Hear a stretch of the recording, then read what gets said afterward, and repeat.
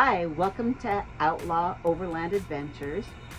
Today we're going to be going over our do-it-yourself trailer. We'll have the introduction on that and go with our first walkthrough.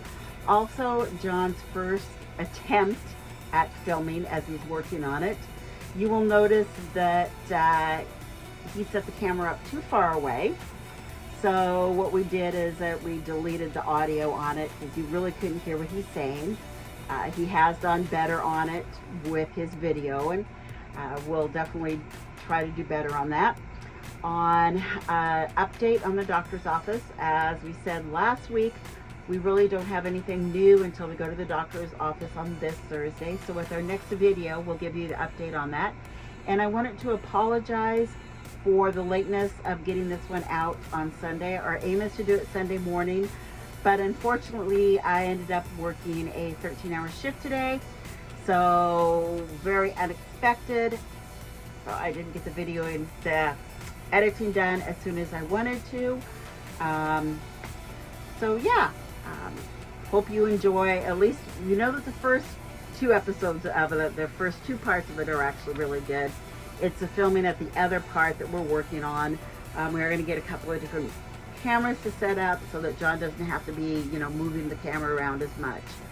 So I hope you enjoy it, and thank you for your support.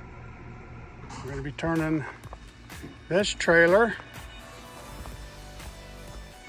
into an overland trailer. Ordered a new axle. These tires and wheels are going to go on it. I have new tires and wheels coming. That's the rooftop tent that goes on the trailer. And our 270 awning is over there underneath that green cover. So there will be more to come. We'll do a walk around on our trailer in the building. Originally, this was a Home Depot, Costco, $1,500 lawnmower trailer. Little 750-pound axle. Well, that won't work pulling behind a Jeep and carrying a tent and everything else, so I got rid of that and bought a 7,500-pound axle with the bolt pattern of my Jeep. These Jeep wheels are off my Gladiator. So the only thing I have to do is add a spacer right here to extend these tires out to keep them away from the frame. So now I can run my Jeep 33-inch tires on it. This is plenty of ground clearance. The new fenders. New fenders. The little dinky things would not fit, obviously, for that little tire. This is the bed rack for a little pickup, which we have attached the other part to our rooftop tent, which is stored away underneath cover right now because of the weather. So the rooftop tent goes on here, you exit out that side. I added a lengthened tongue to make it a little more stable on the road, because I have pulled it like this, and this makes it a little more stable with a longer tongue. But when we're camping, we had a problem. We haven't used it, but when we did try it out with the rooftop tent, that my cousin had to sit on the front of the trailer with both of us in it because he wanted to pick the front end up. To solve that, I made these. And what this does, it's just a leg. Pull it off, pull this pin, this bar will slide down, you hook this to it, and you can adjust it to where you want it to stabilize it. There's one here and one on the other side. The tailgate used to be up here because it was one of them lawnmower trailers. So what I did is I cut it down to this height, so when this comes down, it will be a little table back here. So when we're camping, we have a table. There's an awning that goes on this, that's on the tent, next to the tent, and it comes around from the front corner all the way around back to here. So this will be all under shade. Except it will come on this side because the tent entrance is on that side, you said. Okay. As far as the floor, I'm going to use pressurized treated wood. I don't want to keep the screen and use the screen because the screen will allow moisture and everything else that we run through to come up. I'm going to put pressurized treated wood here to make it last. The front here, we built this. We added this piece here to carry the spare tire. I was going to put two, but it's really heavy, so I got one spare tire. I made this bracket here and here on both sides to carry it. A propane tank will go here for our propane stove, our cook stove. And I'm going to put a battery on this side. I'm building a rack that comes off of here. It comes around and holds the toolbox. That box is weatherproof, and I'm going to put my electronic stuff in for charging the batteries through the solar, and having switches here because we're going to have lights going around this, so when we're out camping, we'll be all lit up. We have a hot water heater, instant hot water heater that will run off the propane too. So we'll figure out a place to put a enclosure for shower. This will get cut down just to fit under this bracket, so that keeps anything from sliding forward and hitting the propane tank or the batteries. It will be attached, welded. This is a different story. This is a different story. These were rock sliders I purchased for the Gladiator, and I installed them. I didn't like them, so I took them off. I was going to sell them. In fact, I tried selling them. No, because they're not a really thick, heavy-duty rock slider. They're more for looks. So I thought, you know what? I'm just going to cut them up. If I come down a trail and I come up to a rock or tree, that'd be enough to keep it off my fender and off my tire. This piece here will actually weld